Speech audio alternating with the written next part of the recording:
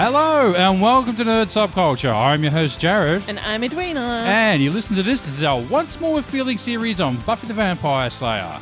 Isn't that fantastic? Fantastic. Yes. Today we're doing Season 6, Episode 4, Flooded. This episode originally aired October 16, 2001. Written by Douglas Petrie and Jane Espenson. And also directed by Douglas Petrie. Yeah. And it's also fantastic. Over to you, Eddie. This is a full spoiler podcast. I'm a huge fan, but Jared has never watched the series all the way through, and I'm trying to convince him it's worth his time. Well, I think it was a step up from last week, that's for sure. Yeah. This one's definitely a step up from last week. Yeah, so this is Buffy, adjusting to her life after being dead.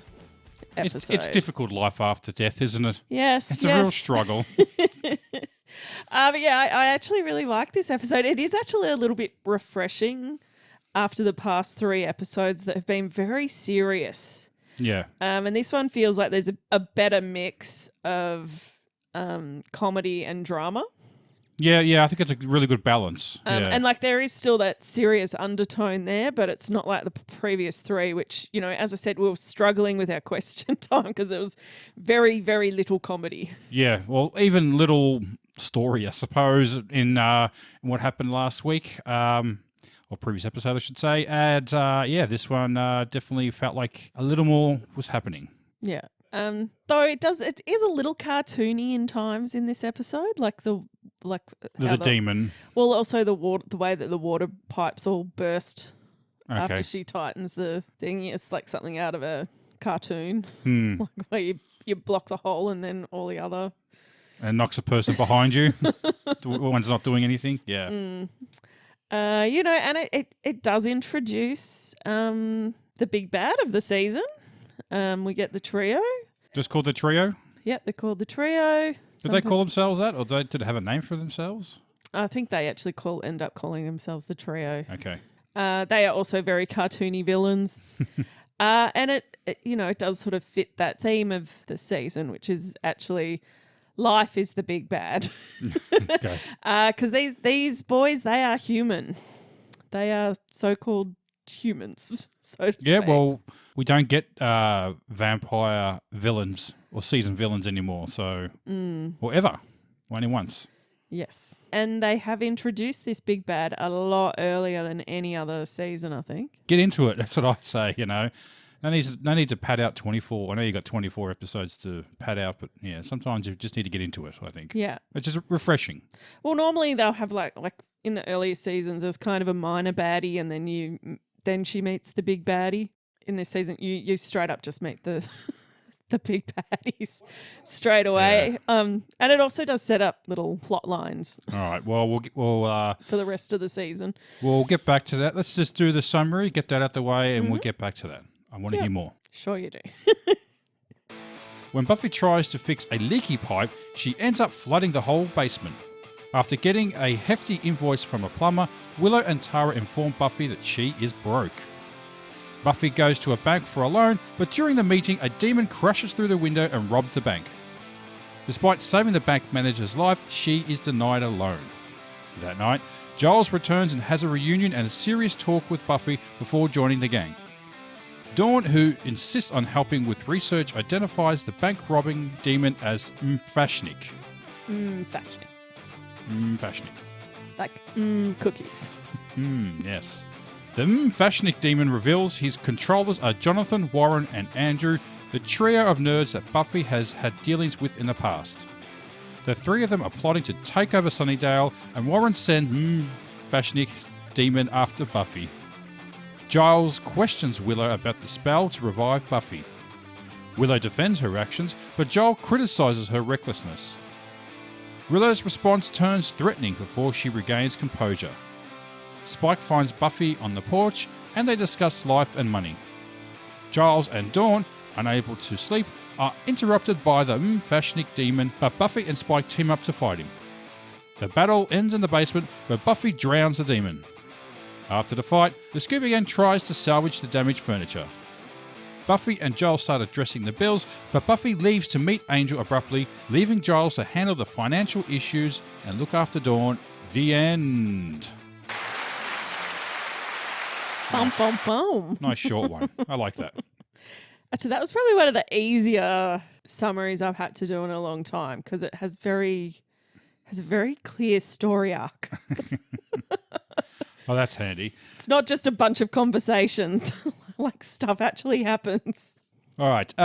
So where do you want to start with this, Eddie? Do you want to start with the trio, maybe? Well, I think I might actually start with the guy that plays the Fashnik demon because Todd Sashwick.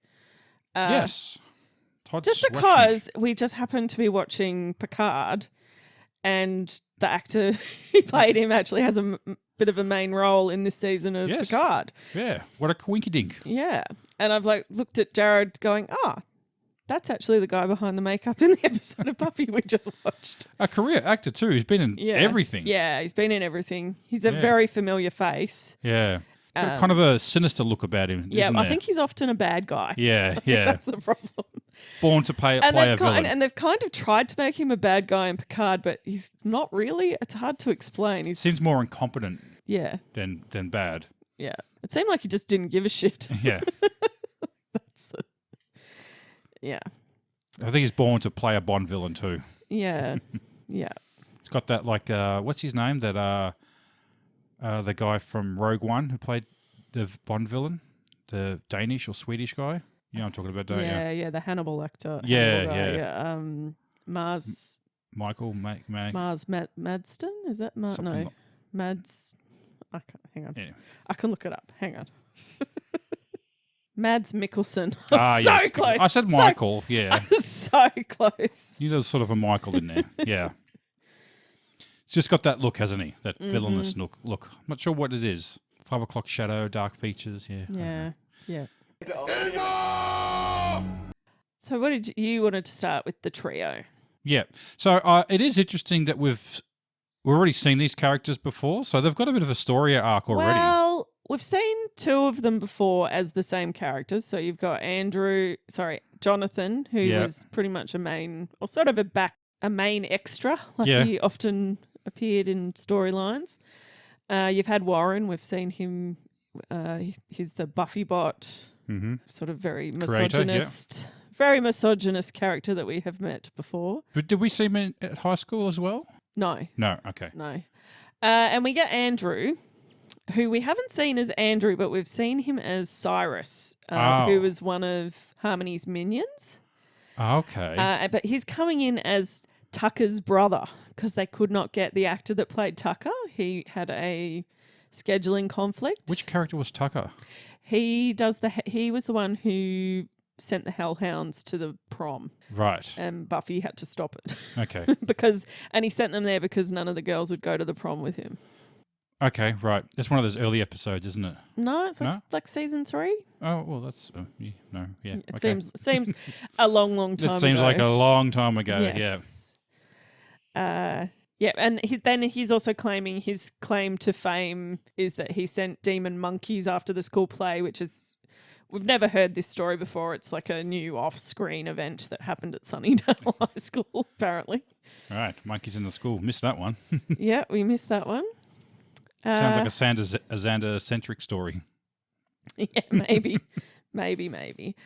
So these 3, some of them were, not necessarily being on the bad side of Buffy, but, quite the opposite, actually. She's helped them. Yes. In many ways, so... Yeah.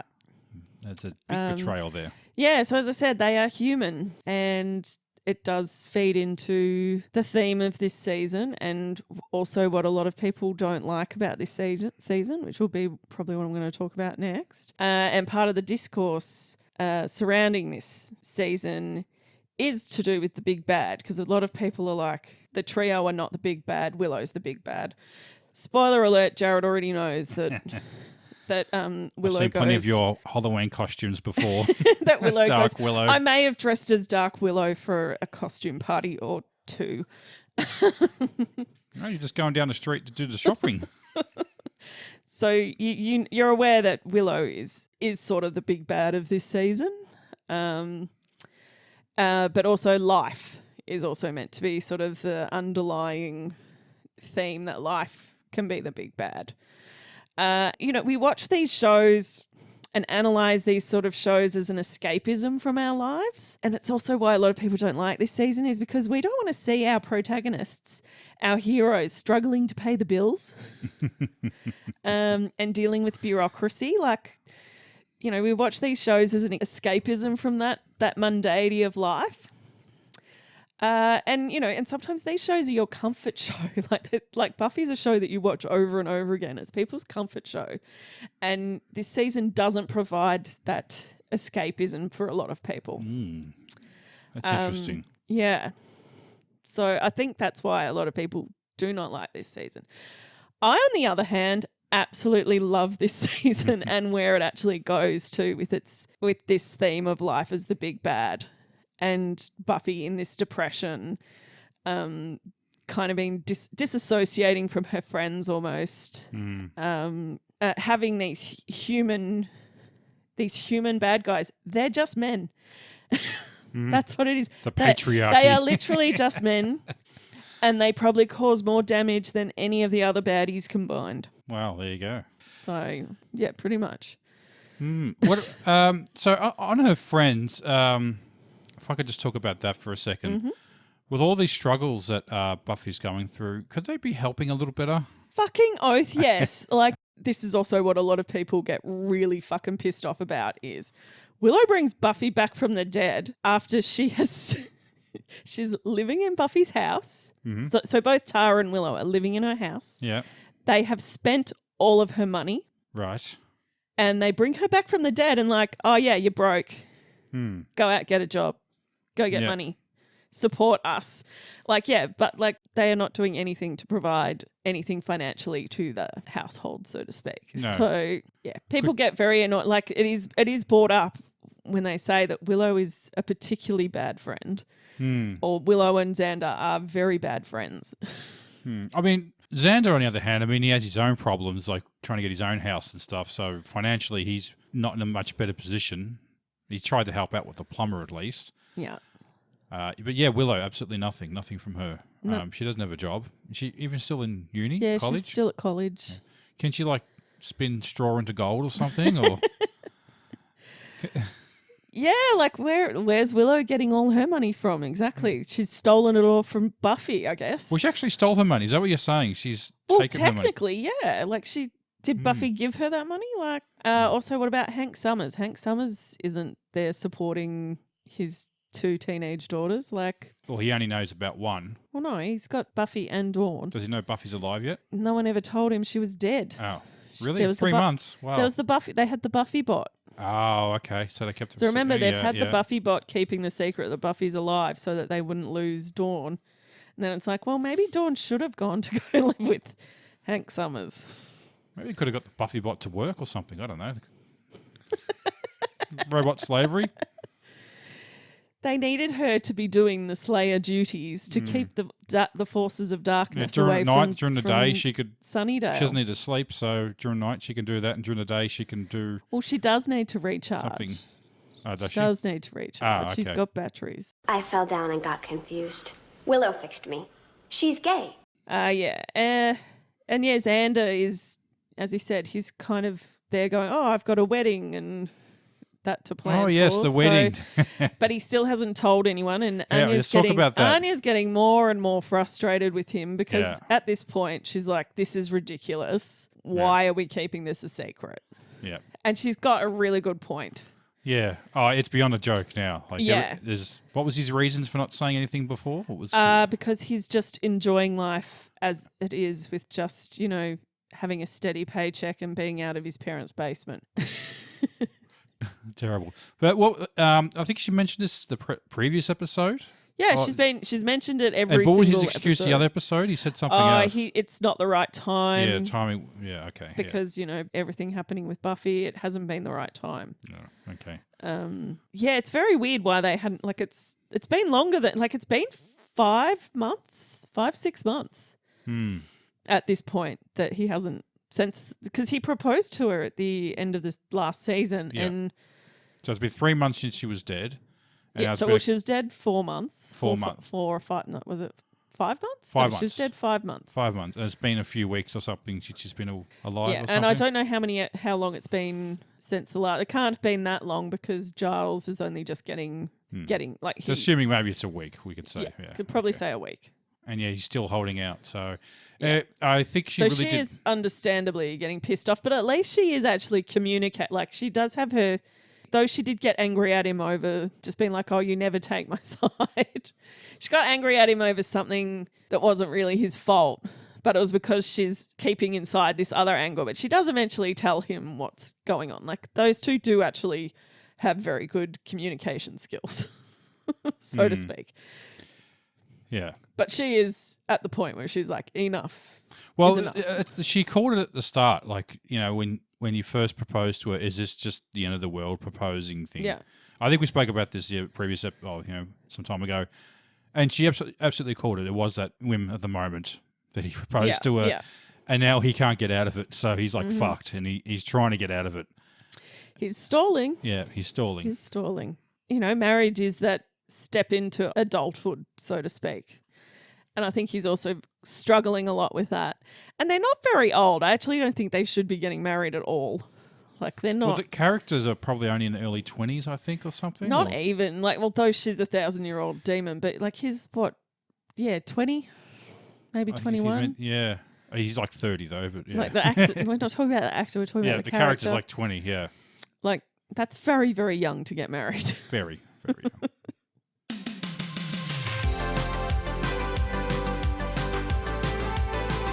You're listening to Subculture. So we have Giles' return. The return of Giles. The return of Giles. And we get that fantastic showdown with Giles and Willow. I really like that scene because no one has given her a dressing down. Yeah. Of what she did was like, so, apart from... Not even Spike did he? He said it to Xander. So no one said anything to her yet. Yeah. Which I think was well deserved. Yeah.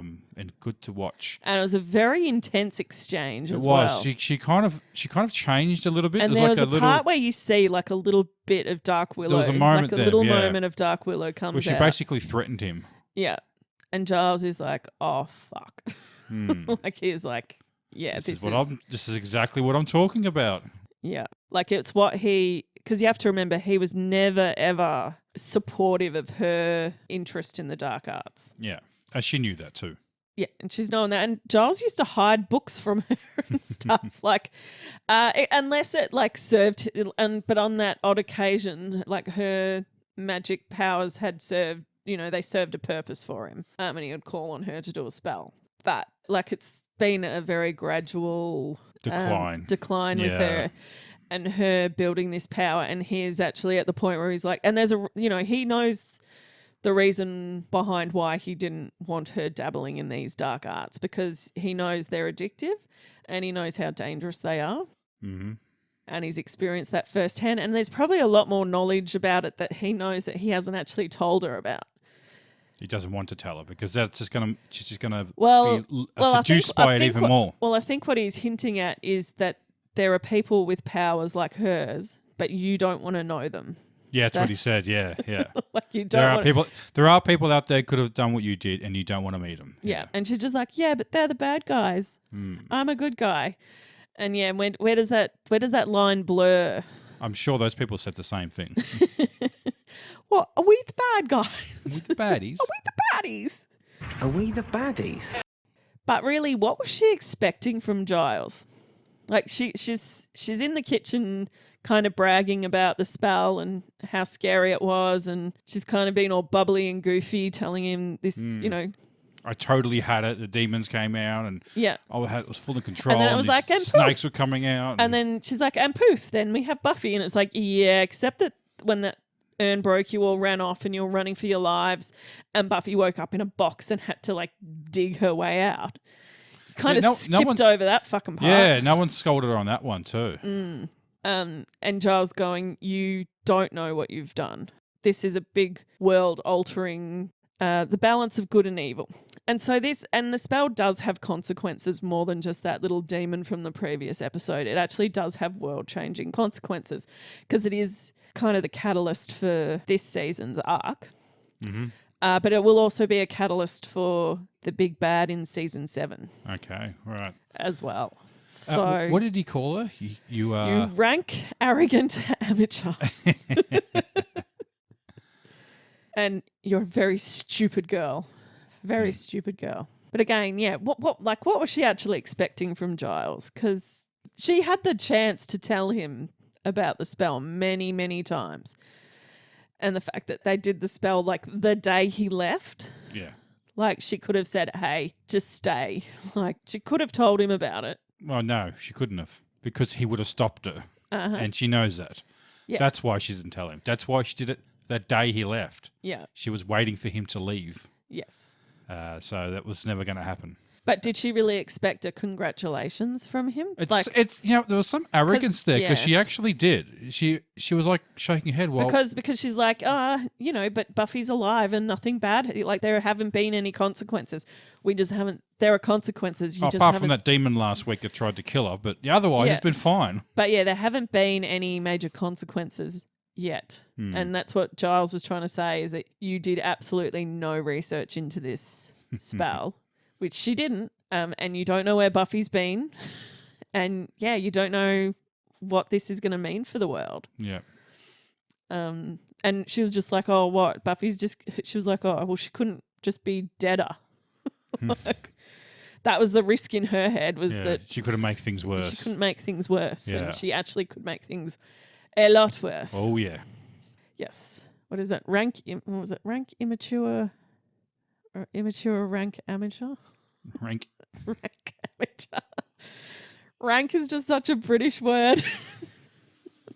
That's rank. Very rank. Speaking of rank, so did he mention he had a flat in Bath? Yes. Apparently he's actually from Bath. I didn't know that. Yeah. Oh. And so apparently during this season he did go home to England to spend a bit more time with his family in Bath. It's where the Romans are. We've been there, Eddie. We have been there. Can't bath there, though. What have the Romans ever done for us? All right, we'll talk about Buffy in this episode. You see her a very, disassociating a little bit. That scene where she's, staring at the faucet and zoning. She's zoning in and out. Breakfast is the most important meal of the day. You should eat three. Eat it 3 times a day. That's how important it is. And Willow was getting concerned because Buffy hadn't really been fully feeling the full range of human emotions. Oh, and there's that scene where she's trying to piss her off. Yeah, it's a bit annoying, that one. Yeah. When Buffy's just angry. Yeah. She's like, oh, by the way, I slept with Angel. Yeah. Oh, no, I slept with Riley. Oh, Riley. And then she was like, as if. And then she's like, yeah, that's because I was just saying that to cover up the sleazy affair with Angel. And she's like, why are you doing that? Terrible Willow. Yes, terrible Willow. All things that Faith did. Oh yeah, yes. She did, didn't she? Yeah. And you can you kind of can see that she thinks with Giles returning, that he's just going to come in and fix everything, because you can kind of see that she doesn't really want to be dealing with her life at the moment. Yeah. And I guess the end scene is kind of what so Giles doesn't actually stick around. Spoiler alert. Okay, yeah. He's kind of already set himself up in England, so he may just head back there. Yeah, fair enough.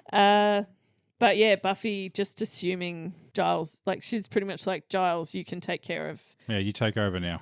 Yeah, you just take care of Dawn and the bills and everything, and I've got to run off and meet with Angel.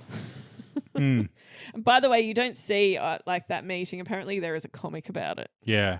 Yeah, and because at this point they're on separate networks, so they can't sort of chop and change. Although they do give in. I think Angel pops in and Willow pops back over some sort of character exchange program. Yeah, that they do between the networks.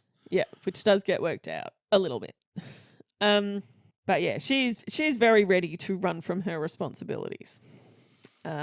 Which does lead to Giles leaving, is because he doesn't think that she can grow up if he's still around there to kind of support her, I guess. Like if he's around, she's not going to grow up, is his thinking, even though she has had to grow up very, very, very quickly and has had the world on her shoulders.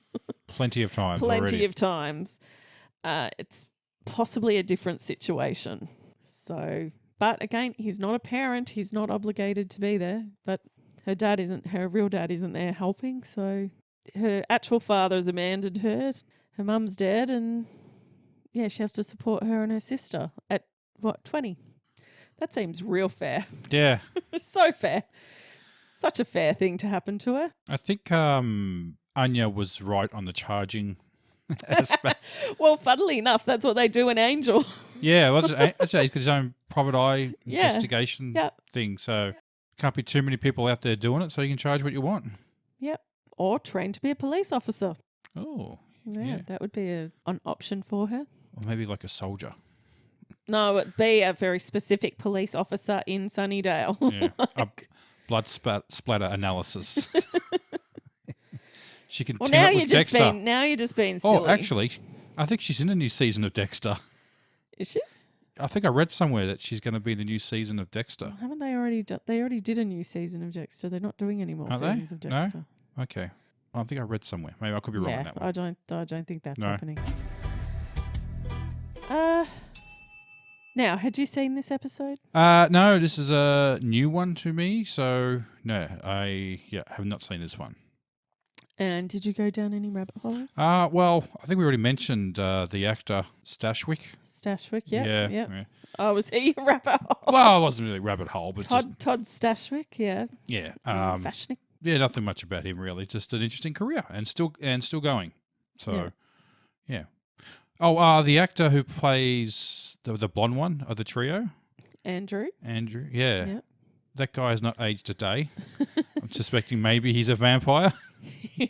He has a very funny Instagram account. Does he? Yeah. Ah. He's very big on Instagram.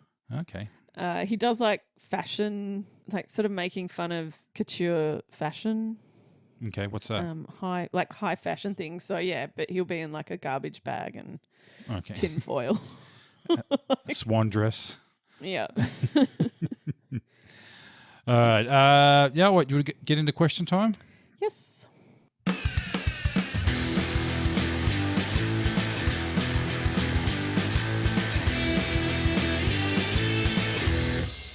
Excuse me. I'd like to ask you a few questions. All right, Jared. Yes, Eddie? Which character was your favourite? I liked Giles in this episode. Yeah, I have Giles as my favourite. The way that he comes in, That takedown he did on Willow. fucking really brings liked that. Willow down a few pegs. Yeah, because definitely needed absolutely no one has said anything to her about it. No, yeah. So at least someone had the balls to say something. I think maybe Xander said a few little words, but nothing quite like. It seemed like he was almost scared of her. Well, I think that might be why Spike didn't say anything. Because it's like, I think they're a bit intimidated by her now. Yeah. Even when they're having that discussion and she just kind of shut them all down. No, we're doing this and that's it. Okay, yeah. Yes, and then he comes in and, fixes all her financial issues. Mm-hmm. It's good to have Giles back. Yeah. All right. Which character do you love to hate? It was Willow. You Willow? Yeah. Yeah. Oh, actually, no, I kind of went Xander on this one. Xander? Yeah. Really? Oh, the wedding thing. Yeah. I guess. But no, I'm sticking with Willow on that one. Yeah. LOL moment. Oh, there's a few in here. I liked Buffy trying to save her things when she's having a fight with a demon. Okay. Yeah. Well, as she said, she's like trashed the house so many times. It was all back to normal the next day. I never thought anything about it. Yeah. Her mum had just never said anything about it. Yeah. And that house has been trashed so many times. So many times. Yeah, mine's probably the introduction of the trio. Okay, yeah. And just that sort of exchange, kind of the way that they're all sort of kind of pathetic. Yeah, they're just so pathetic. Yeah, the whole we could stay up all night. No. Like don't get carried away. Don't get carried away. I was kind of not following what they were trying to do because First, the demon says, I want the Slayer. Go kill the Slayer. And then I'm like, here's her address. You go kill her. And he's like, yeah, okay. Again, these guys they're dabbling in things that they don't really know much about. And rewatching it, I didn't realise they were actually there at the robbery. You don't really see them. All you see is a couple of hands grabbing money. You don't actually see them. So I think I missed it the first time I watched it. When I watched it the second time, I actually saw people, I saw the hands. Yeah. So, yeah, it's kind of subtle on that. Maybe a little too subtle. I think because everyone's like focused on the guy with the horn screaming. No one notices the guy's grabbing the money. Yeah. Guess it's a pretty good plan in the end. Yeah. Favorite fight scene? Well, back to the bank, actually. Buffy fighting the demon when she goes to kick him and she can't. Yeah. Like, stupid skirt. Has to rip her skirt open. Yeah. And even the bank clerk's like, okay. Nice. Stupid skirt. Yeah, so that fight scene was pretty cool. Yeah, I kind of like the full copper repipe fight in the basement where she's just pounding into him going, full copper repipe. That was pretty good.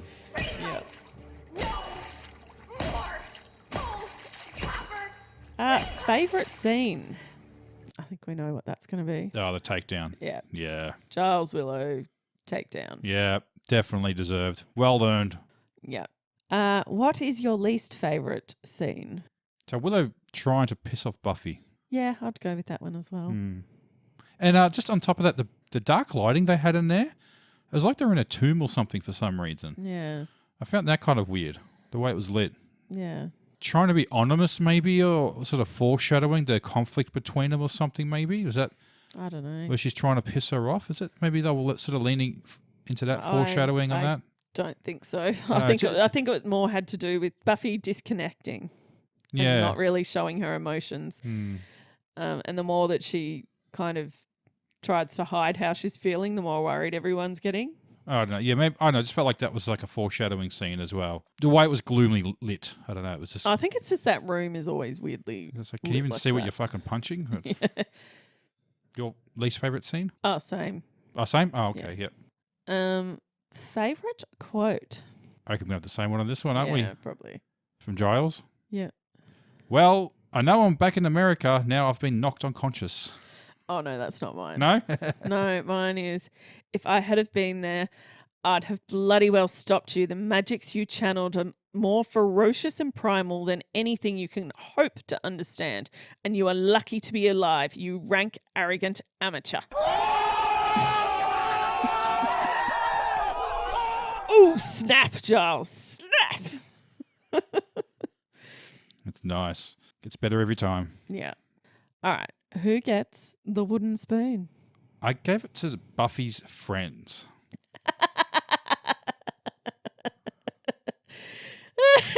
They drag her out from heaven only for her to pay the fucking gas bill. Great. It really is hell. They suck so much, don't they? Yes, yes. But I focus more on Willow. Yeah. Because she actually doesn't listen to Giles. She doesn't take on anything that he has said. Yet she doesn't actually understand why Giles is so angry at her. What's his problem? Yeah, she's not quite understanding where Giles is coming from. Yeah, it's her arrogance, I think. It is, yeah. That I'm going to give her the wooden spoon for. Because, she doesn't take on anything that Giles says. She just keeps using magic as a crutch. Yeah. All right. Who gets the MVP? Oh, I think I have to give Giles the MVP for that takedown. Yep. Giles, he calls out Willow and is there to fix everything financially, I guess. You're rich, you can fix it. Oh, he's the one getting paid, for fuck's sake, for being a fucking... He's there. He's been paid to be a watcher, but he's not even there watching her. He's not a watcher though anymore, is he? Yes, he is. He got reinstated in the last season. Oh, that's right. Yeah.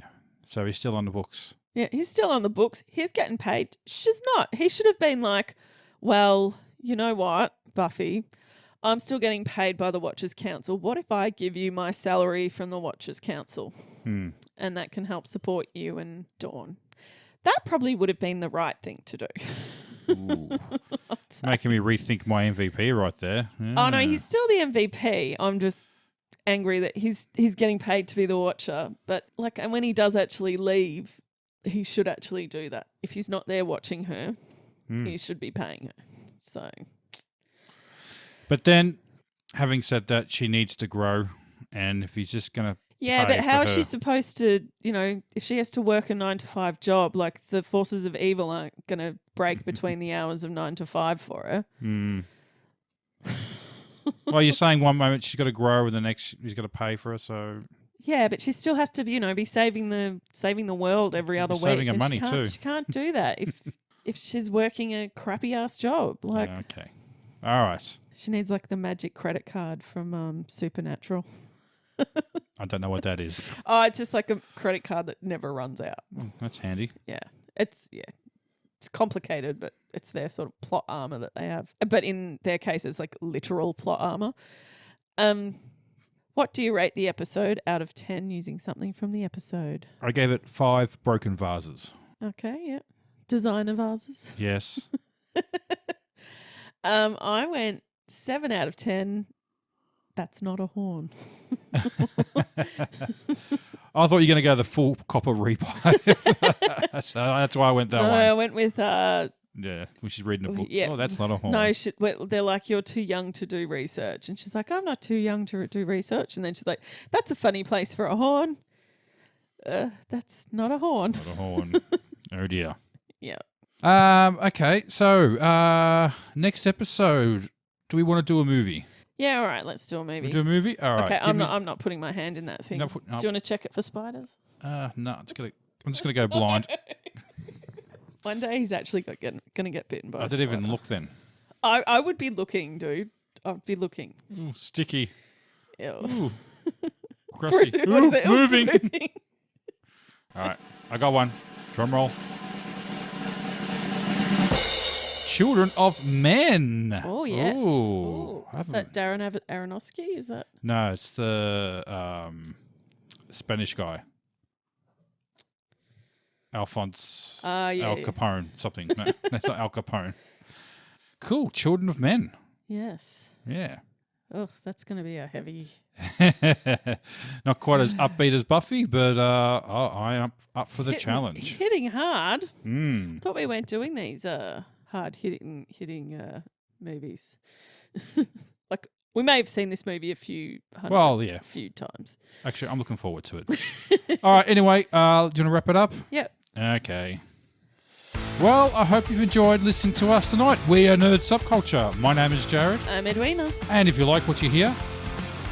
Well, you can find us on TikTok, Instagram, YouTube, X, and there is a Facebook page. And if you want to help out the podcast, please follow the link tree on the socials to the merch store. All right. Thanks for listening. Listen to Children of Men next week. Can't wait. See ya. Bye. Bye.